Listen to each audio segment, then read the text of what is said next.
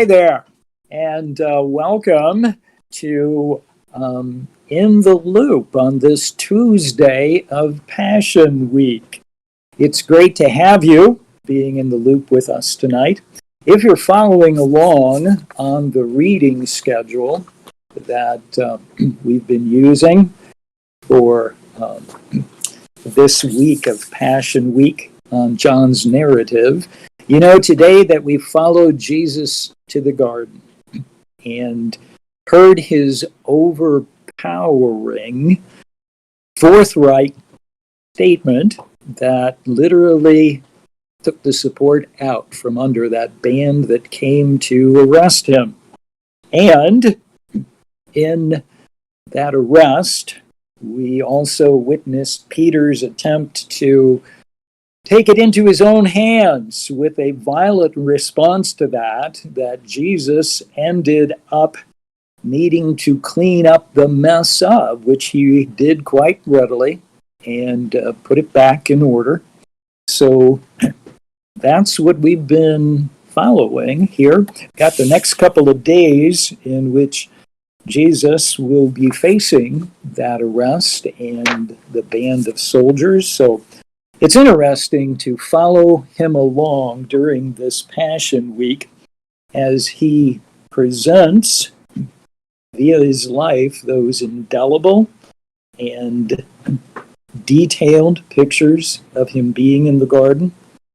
And that story of redemption, which is detailed there, goes back a long ways. And in the Loop Bible series tonight, episode 6, we're going to be taking a look at some of the background to that redemptive restoration in the garden scene.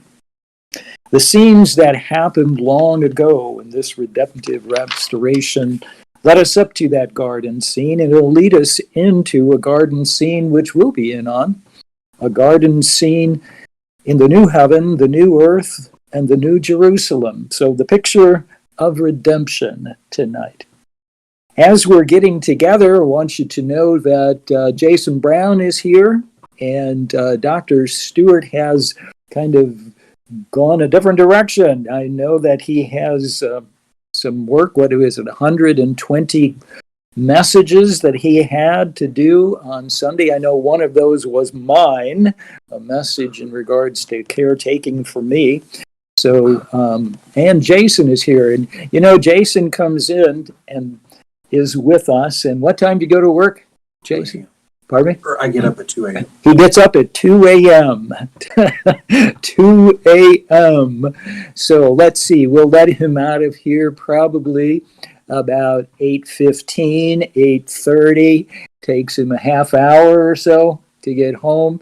So that'll be 9 o'clock, and then he'll be up at 2. So not a bunch of sleep, but we sure appreciate you being here on this with us tonight.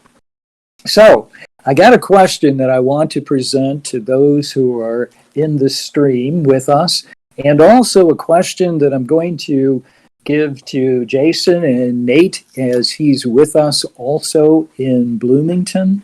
The question is this, and I'd like to give it to you now as a heads up so you can be thinking about this a little bit. What have been some consequences of the fall on you personally and in our world?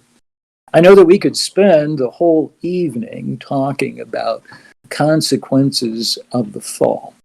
But some of those who have preceded us in the faith in years past have taken time to make applications of things like the fall, so we can see the concreteness of what the scripture is saying and what we're experiencing. Because that event that happened a good while ago has very vivid applications in our lives today in the 21st century. So I'd like you to be thinking about that, and as you are, I'm going to kind of bring us all up to speed again on what we're doing in in the Luke Bible series, the continuous storyline of the Bible. Last week, we presented in one line the Bible storyline. We did this with prose initially, that the Bible is the story of God's glory being displayed in and through the process of taking a people for himself via Christ. So we presented that in a one-line statement. This covers the big picture of the Bible's storyline, and we also put it in a poetic way of expressing it. And this one I actually like better. I actually liked this better because it's so much easier to have stick with you. As a matter of fact, I've got my grandkids that I do homeschooling with, and this is one of the things that we're going to do poetically together. We're going to be taking the Bible storyline and putting that big picture together. So in the poetic expression, or the more rhythmic one, the Bible is the story of God's glory Bible is the story of God displaying his glory in and through the process of taking with success a people through Christ. So the 3 points in that we covered last week. We're not going to kind of do that this week, but I did want to bring this up so that as we unfold this, the particular events will stand out, and also the Psalms and the Proverbs and books like Song of Solomon kind of fit in when we understand that this is the story, the continuous story of the Bible. So now, for our graphic of the storyline, we had looked at this, that there are 4 major pillars in this story that the Bible continuously unfolds. There is the creation, the fall, restoration, and the consummation of this story. That 4 pillars are what the story is built on. Now, we added to that these descriptive terms, the initial creation, because there is a new creation. And man as mankind, male and female, their fall. And then the biggest part, the lion's share, if you would, of what the Bible's redemptive story is about this redemptive restoration, beginning in Genesis 3:15 and tracking throughout the rest of the Bible, the rest of the story that is portrayed there, is this redemptive restoration. Now, that is the part that we're going to focus on the big picture of tonight. We're going to start to view this. And also then the last pillar, which is the new creation consummation. So we used a picture to help us with this. The picture here shows the pillars from the beginning God created.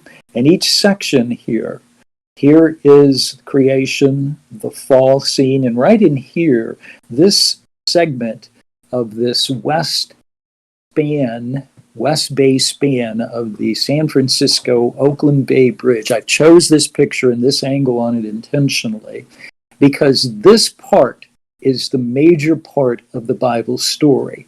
And it's got this huge support right here that's in the midst of this because it's built on this huge thing. And that's what we're going to focus on in this concept picture. And then, of course, the consummation, and from where our view is, we are in the flow of this story, right in the moving of the stream, if you would. And a lot of it is yet beyond us here. A lot of it is yet unfolded in this story. So that's kind of the picture, and let's kind of pick up on our question now. So what have been some consequences of the fall on your life personally and on our world. So, Jason, you got some things that you'd like to... Obviously, I'm sinful. Sinful. Big scale, I know I need a Savior because of that, but I'm very selfish by nature. I mean, it comes easily. I don't have to work at it. Yeah, that's part of our flesh, isn't it? Yeah. Kind of the way that it's been described by folks over the years. You kind of just turn the term around, and the flesh and self are very... That's a good reminder for me. Yeah. Then when I don't get my way, then there's the temper. Temper. So, Okay. I could take your whole night. I know, we could take the whole stop night. there. All of us could. We're kind of depending on Nate to give us some input from those who are in the stream tonight. One here that I want to unveil is the effect of the fall is this for me now. So it has come to the place in my life where, due to my wife's enthusiastic support, I now have hearing aids. Yeah. I wonder why she was so enthusiastic for me to be getting those. Yeah, well, part of the fall. Hearing loss. As a matter of fact, this whole thing of aging is loss. It's what it is. So there is loss of strength, there is loss of vitality, of energy, and eventually even loss of life. So the Lord said that, and before the fall took place, that this would be the effect of it. And also, personally and in our world, every week,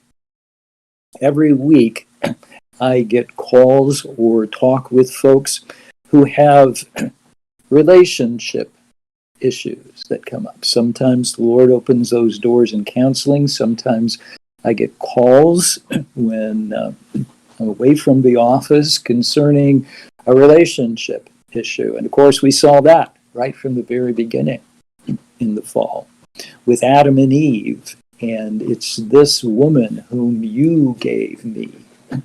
And then she responds by saying, it was the devil who you put here. And it seems to be a whole relationship matter that goes on. And by the way, as we noted last week when Dr. Stewart said he had 120 medical messages to answer when he got back from his week of spring break, one of which was mine, there is that whole ailment issue that we need doctors for. Just think, if we hadn't been in the fall, we wouldn't need physicians like Dr. Stewart. We wouldn't need lawyers.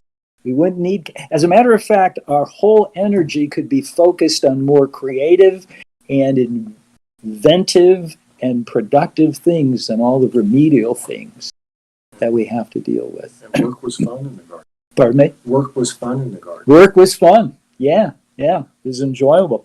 All right. So Linda says, it was close to what you said. Go ahead. She said, the fall has caused my body to fall apart, ! And then in the world, great disunity. Yes. Yep. And not only that, her body, all of ours are experiencing that. Okie doke. So the effect of the fall. Now we're going to be building from there, and let me do this by adding a couple of notes here. A couple of notes as to from what God set up in Eden, what was lost in the fall. So I want to bring this up. In the storyline graphic, what God set up in Eden. What did he set up there? And there are several points that we can make very, very clearly. First of all, he created Adam and Eve.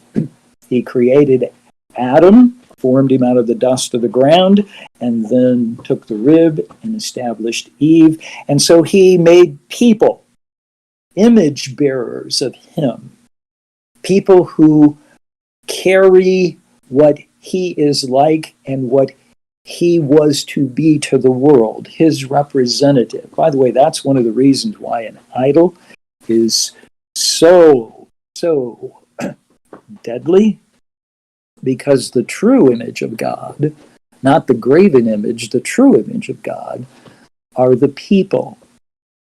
And not only Adam and Eve, but even before the fall, the Lord talked to them about their seed, about their offspring.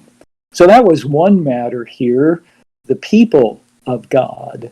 And then in creation, there was the presence of God. Eden, which means delight or pleasure, was not the garden. As a matter of fact, the Bible tells us the garden was in Eden. And it was in that Eden where the presence of God was experienced. That's what they had. And when Adam and Eve fell, they were sent out of the garden, blocked the way to the tree of life, away from the presence of the Lord. That was lost in the fall.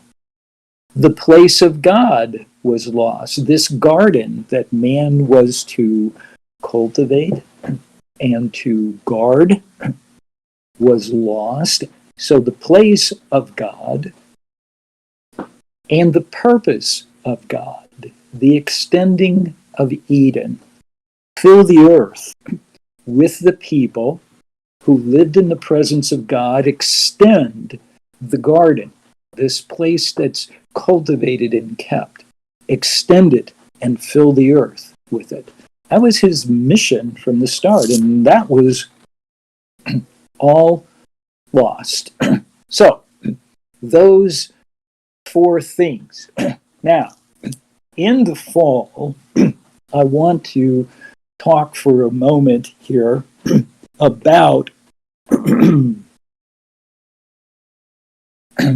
what happened. I want to do this with a song. So I'm not going to ask Jason to sing. I mean, he stays and gets up early and comes. So, but I do want to cover this song with you. So there's a song. The popular notion about this song is from, I think, Alice in Wonderland. And it's about Humpty Dumpty sat on a wall. Humpty Dumpty had a great fall. And the picture that's presented in Alice in Wonderland, that film, is Humpty Dumpty's an egg. And he falls and he's broken. And then all the king's horses and all the king's men can't what? Yeah, they can't put him back together again. Now, the reason I'm jumping off that picture is because that is a really good picture of the fall. The fall was great, and the putting that back together again isn't accomplished by men or horses or strength. It's this thing of the consequences of the fall personally that we can all relate to. And I want to put a diagram up here for us tonight in the fall. And this diagram indicates to us Adam and Eve in the Garden of Eden, in Eden, the presence of God, and there is this great fall that takes place. Now, I want you to know that some of the discussion that we have for In the Loop Bible series actually takes place after the stream is over. Okay? There are some talk that goes on. We kind of think about the presentation, how we can improve on this, how to gain some more interaction with people, that kind of thing. Some of that interaction we talked about not only the processes, but some of the things that we're focusing on. And one of those that came up in the after the stream discussion was what about the opposition to this? What about that serpent in paradise? Now, I want you to know that that plays hugely into this picture of the Bible storyline. It's right there in the opening parts of Genesis, and it follows through until the end of the story. This is a huge factor, and I want to bring that in tonight as we take a look at this fall. The king's horses and the king's men can't put him back together again. Adam, I'm talking about here. But there is another part to this story. In creation, there are two realms. From Genesis 1. As a matter of fact, I'm going to have you turn over there to Genesis 1. In Genesis 1, we have the physical creation, which is talked about as the unformed, unfilled earth. Okay? So we have that. In the beginning, God created the heavens and the earth. And the earth was unfilled and unformed. And the Spirit of God hovers and then proceeds to fill the earth by the words that proceed from his mouth. There is the physical creation, man. And then there is also stated there the heavens. In the beginning, God created the heavens. Now, he does talk in there about the atmospheric heavens, because he talks about the water vapor and that kind of thing. But he also refers to something more in the heavens. He refers to all the host of them. If you go to Genesis chapter 2, verse 1. Okay, Jason, would you read that verse for us? Genesis chapter 2, verse 1. Thus the heavens and the earth were finished, and all the host of them. Okay, so all the host. Now that word host refers to a mass or a large number of persons. That's what the word host means. If in military terms you call it a host, it talks about the whole organized army. That's what it refers to. Also, this idea of mass can refer to a company of people being together. This is the host. So, in this, we have man made in the likeness of God, where God says, let us make man. That's in the realm of the physical creation. And then we have this host, which the New Testament talks about as principalities and powers. Now, Jason has here, and we can make this available to you as well, a copy of several passages in which this term of principalities and powers is referred to. So, to pull that out, let me just put one up here on the screen, this principalities and powers. For we do not wrestle against flesh and blood, but against principalities and powers, against the rulers of the darkness of this age, against spiritual hosts of wickedness in the heavenly places. That's Ephesians chapter 2, Ephesians chapter 6 and verse 12. So, principalities and powers. Jason, a question for you. What do you take these principalities and powers to be?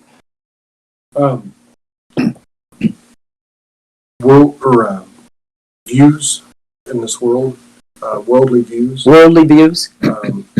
Authorities, beliefs. Beliefs? Okay. It's interesting in that sheet that you have there. If you look at Romans chapter 8 at verse 38, which is at the top of this sheet, we can make this available to you on the stream if you're interested. It's just scripture quotes here that have to do with principalities and powers. It says this, Apostle Paul speaking, and he's talking about the victory we have in Christ, where he says, I am persuaded that neither death nor life, nor angels, nor principalities, nor powers, nor things present or things to come. Principalities and powers. These are spiritual forces of wickedness. Now, the angels are arrayed in a order. We know that. Michael is an archangel. There is Gabriel. There are cherubim, ones that protect the throne of God. So these principalities and powers are this other realm of creation. They're spiritual beings without flesh and bone bodies. Matter of fact, Jesus said that. They thought he was a spirit after his resurrection, and he said, a spirit has not flesh and bones, as you see I have. God is spirit, he says in another place. So there is this spiritual realm. Now, another question here, Jason. How influential do you think that this spiritual realm is on the physical realm? Okay. Okay. Very much so. Okay. Like how? How do you think? I know this is some tough questions, and I'm springing them on all of a sudden, but it's kind of to get us thinking. Sorry, got another way to do it. Appreciate his willingness, and that he's laughing. Well, I think they feed into our fleshly desires. Anything to go against God's design. Yeah, he uses that. He tempts us with our desires. Okay, he did that with Eve when she saw the fruit, but she also was deceived in the matter.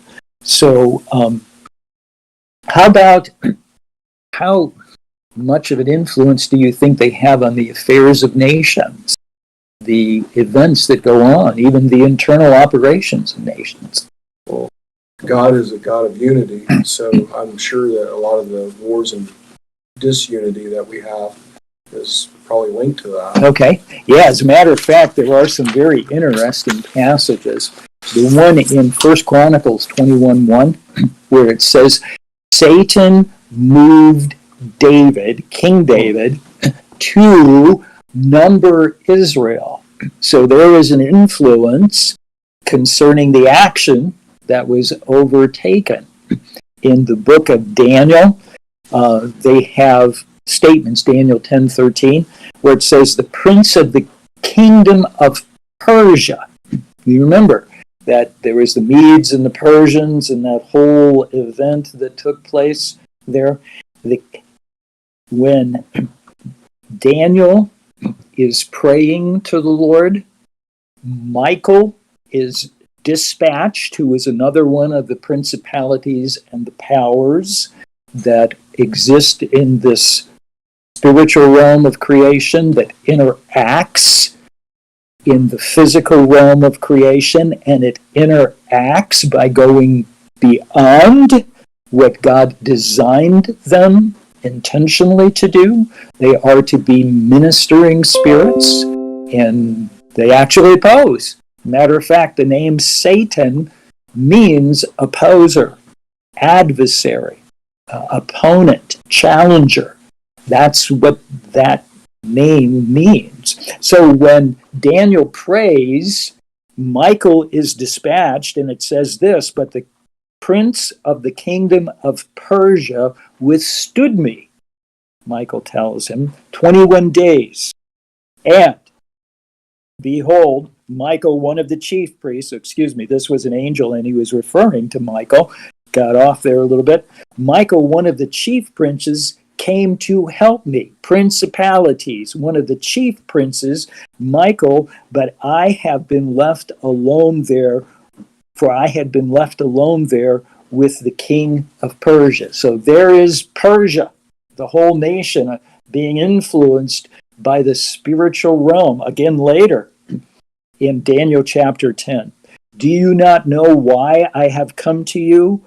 And now I must return to fight with the prince of Persia. And when I have gone, indeed the prince of Greece will come. So those were pictures in the unfolding story that Daniel had of the events on earth in the future. And here is this spiritual realm playing a big part. That Ephesians chapter 6, verse 12 passage that's on the screen. Our wrestling is not with flesh and blood. It's not with people. It is against principalities, against powers, against the rulers of the darkness of this age. Rulers there, against spiritual host, mass of personalities, spiritual mass of personalities of wickedness in the heavenly places. Those are some pretty alarming words, aren't they? Get your attention. They do. So how, Jason, do we deal with this whole realm? Well, you mentioned in Daniel he was praying. Okay, good. Yes. Not relying on your strength, but God's strength. Yeah. When I was in school, I was in Bible college, and then again in seminary. This discussion about the spiritual realm and that there are those who are pulling for God's plan to be pulled off. They are the good angels, and then there is the ones who have opposed him, the devil and his angels, God's plan being pulled off here in the heavens and on earth. And it kind of created, what shall we say, some fear, intrepidation by people. As a matter of fact, it was said, you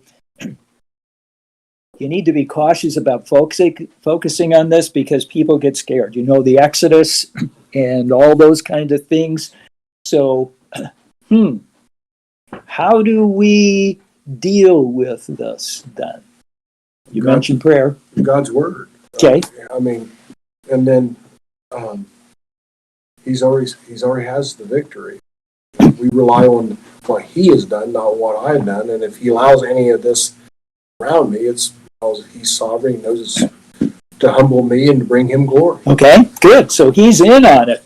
Look at the verses that precede that Daniel 6:12. That Ephesians 6:12. It's right here. Finally, be strong in the Lord and in the power of his might. And note this, put on the full armor of God for this purpose, that we may be able to stand against the schemes, the wiles of the devil. Now, the Bible does unfold to us some of these wiles. Matter of fact, we can recite some. That would be a whole nother In the Luke series, but we can recite some of those. Nevertheless, the impact of them is extremely important on the continuous storyline of the Bible. Because after he says we need to put on the armor, which is helmet of salvation, breastplate of righteousness, feet shod with the preparation of the gospel of peace, having our belt girded around with truth, several other things, he says, because we do not wrestle against flesh and blood. So, sometimes I lose focus on this. Sometimes I think my struggle is with some person. Dawkins, who has been a proponent of atheism, Richard Dawkins, our struggle is against him. No, not against him. Principalities and powers, and thus we need to take up weapons of our warfare that are not fleshly, because we're not struggling against flesh and blood. Look at this statement in Corinthians. For though we walk in the flesh, we do not wage war according to the flesh. But the weapons of our warfare are not of flesh, but have divine power to destroy strongholds. There's divine power. So you had mentioned prayer. What else are the weapons of our warfare? God's word. Okay, so we've got the sword of the Spirit. He mentions that in the armor. What else do we have? Unity in the church. Okay, good. Fellowship. In Acts 2:42, it says that the early church continued in the apostles' teaching, fellowship, the breaking of bread, and prayer. These are elements of our spiritual warfare. The weapons that we have to destroy strongholds, because we are not struggling against a left-wing or right-wing political view. We're not struggling against that. We are not. Our struggle is with the flesh and blood. And look what the intent of God is in this. This is in the Ephesians 3 passage. He says, to the intent that the manifold wisdom of God might be made known by the church to the principalities and the powers in the heavenly places. God's wisdom is made known by what the church understands and practices. It's made known, this wisdom, to these principalities, these demonic forces, these powers of evil, as we put on the armor and as we take up the spiritual weapons of our warfare. Isn't that amazing? Mind-boggling. That's mind-boggling. It is mind-boggling. You know, you can say this, and yet it is so much. There is much concern about the twilight of Christianity, the darkening on Christianity in the United States. But I want you to know that just like with Job, this opposer, Satan, appears, and he is only God's instrument to accomplish. And as there is twilight, then the real light shines more and more. So it is this component of the storyline that gets the most attention in regards to the content of the Bible.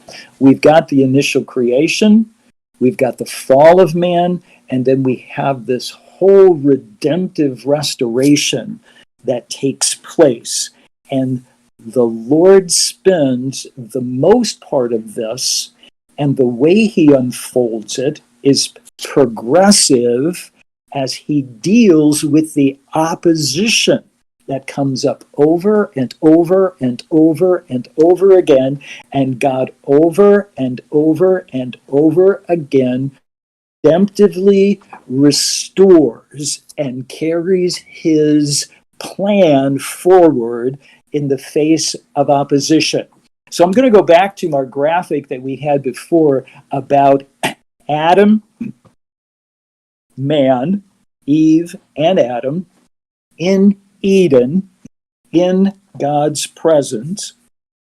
And I want to talk here for a moment about the opposition. So, what kind of opposition did Adam face there in the garden? Temptation. Okay, temptation. Was his temptation the same as Eve's? Not exactly. Not exactly. Why? What was the difference there? She was doubting God's word. He was doubting, do I support Eve? Do I go with God? Okay, there you go. So Eve was deceived in 1 Timothy 2:14, and I put the quote down. Adam was not deceived, the Bible tells us. 1 Timothy 2:14. Adam was not deceived, but the woman was deceived, and being deceived, she became a transgressor. In other words, she went beyond the line that God had set for them. So that's 1 Timothy 2:14. Adam was not deceived. So you had mentioned a moment ago about Adam. So he did this action with his eyes open. No deception. Now it talks about the woman in verse 15, and it says, She will be saved, however, through childbearing. That, of course, refers to her having children and a seed that comes. So Eve was deceived, but she will be rescued through childbearing. Okay? So that was the whole seed of the woman, seed of the serpent thing that comes in. Right there. There's that picture. So, interesting, when we have this played out, the fall, and then we have the birth of the first child, whose name was Cain, and then there's Abel. And how did that go? Not real well. Not real well. As a matter of fact, the seed becomes evident right there. Matter of fact, the New Testament, 1 John 3:12 says this, not Cain, who was of the wicked one.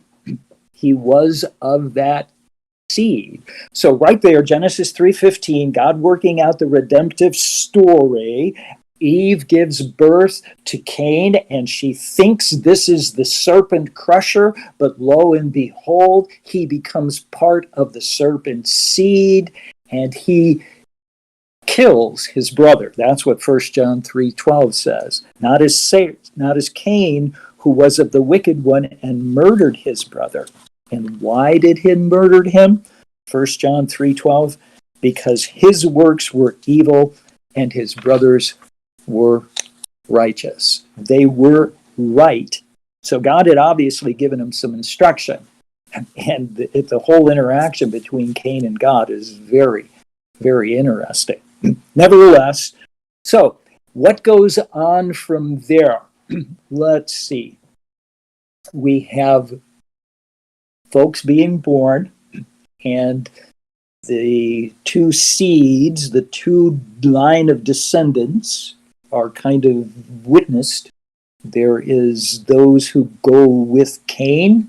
He goes out from the presence of the Lord, and there are folks who are born there. And there is Seth, who is the replacement there, and there are folks born there. And then when they're multiplying on the earth, suddenly we have these sons of God that come into picture. Turn over with me to Genesis chapter 6. If you're on with the stream here, it says this in Genesis 6:1. When man began to multiply on the face of the land, and daughters were born to them, the sons of God saw that the daughters of men were attractive, and they took them as wives, any they chose. And the Lord said, my spirit shall not abide or strive with man forever, for he is flesh, and his days shall be 120. So, the interesting thing that goes on here is that we have these sons of God, which are terms that are used for the principalities and the powers in the Old Testament, and they don't keep their first estate, the established place that God had for them, but we have this amalgamated mess of the created order in the physical realm and the spiritual realm, and this is what God sees. Would you read for us Genesis 6:5 there, Jason? Yeah. Genesis 6, verse 5. The Lord saw that the wickedness of man was great in the earth, and that every intention of the thoughts of his heart was only evil continually. So, why don't you go on right down to verse 8? And the Lord regretted that he had made man on the earth, and it grieved him into his heart. So the Lord said, I will blot out man whom I have created from the face of the land, man and animals and creeping things and birds of the heavens, for I am sorry that I have made them. But Noah found favor in the eyes of the Lord. Okay, very good. So, in looking that over, we see this.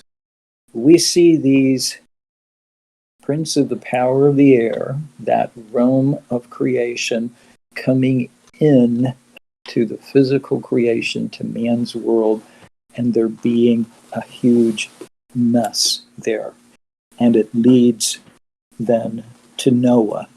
Before before the Lord does that, he establishes Noah being present on the earth, tells us of him being born, and God's use of Noah. So I want to add to our diagram here. Indeed, Adam and Eve, man had a great fall. And now God begins to put them back together again. Man's horses, or men and horses, won't ever. But God does, and this is the redemptive restoration. And he takes steps, and each step that he takes in doing this adds to God's movement of facing the opponent and progressing his plan to bring us back to the garden where the tree of life is on both sides of the river of life that's flowing from the throne of God. And he gets us there, and he gets us back to a position that is higher than Adam was in Eden. It's a better and higher position.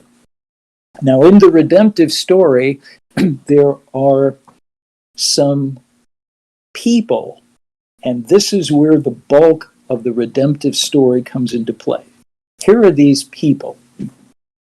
There's Noah, who we just were introduced here to, and we have the story relative to him. And then God brings Abraham on the scene, and Moses, and David, and eventuates in Jesus. Now, he uses a thing that is called covenant. So, got a question here for you, Jason. So when you hear of talk about covenant, do you think that these things, the Noahic covenant, which is the one for Noah, Noahic, there you go, thank you, that's what I should have said, covenant, the Abrahamic covenant, the Mosaic covenant, is that kind of foggy for folks, for you? Or is it kind of crystal clear? I see what God was doing here. I think, in all honesty, a lot of people consider it nowadays. But, I mean, he was pointing up to something. I mean, there's legalities. Okay. Are very important. Okay, these things of covenant were the means that God used. And God took the covenant and he presented these relationships in terms that were clear. And in this process, he takes a step by step by step with each one of these people, entering into a very clear and valid relationship, and moves us from this horrible condition of the fall and puts us back together again. Each one of the steps. Now I'm going to use a bit of a story here. It's a picture story. Did you ever go skiing, Jason? Cross countries. Cross-country skiing? Okay. I would do downhill skiing. I thought about doing cross-country. Haven't ever taken that up. Downhill skiing.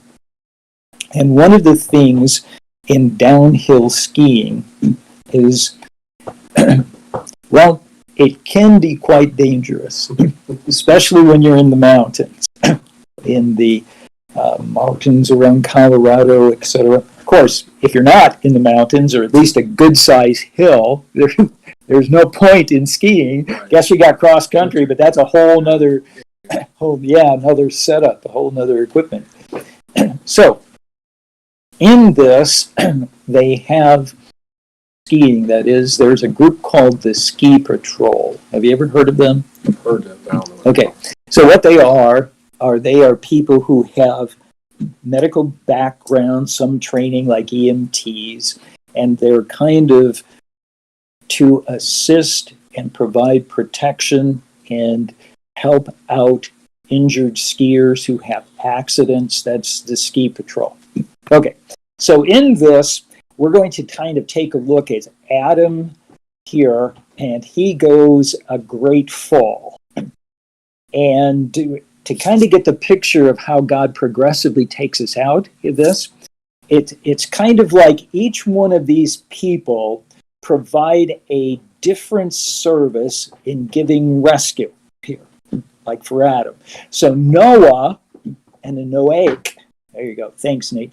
The Noahic covenant provides this initial ski patrol help. It kind of goes down, it rappels down the ravine, gets the injured skier here, straps him up, puts him on, straightens his neck, and helps to get him out of this horrible fall that he has. Okay? But when they get him part out of this, they realize he's going to have to be airlifted. So they bring in the helicopter, and there is the EMT and the medical staff there, and the ski patrol hands it over to the EMT and the medical staff that's in the airlift of the helicopter, the lifeline that gets him out of there. So when they get him lifted to the hospital, then the surgeon and their team takes over, and they remove and set and take out parts and sew back together and all of that in regards to the surgery and the EMT. And then as he's recovering, they hand him over to the critical care unit, and there is the hospitalist physician there, and he's taking care of them. And then when they have him so he can function, they hand him over to primary care in this new covenant. This is the unfolding, and we're going to talk in part about each one of these contribute, because at this point in the fall, and then the satanic opposition, God has the thoughts of men's heart, only evil continuously. So, where is this seed? Noah finds grace, and God begins to proceed along the lines of taking him to the New Jerusalem. Now, this part here, and would like to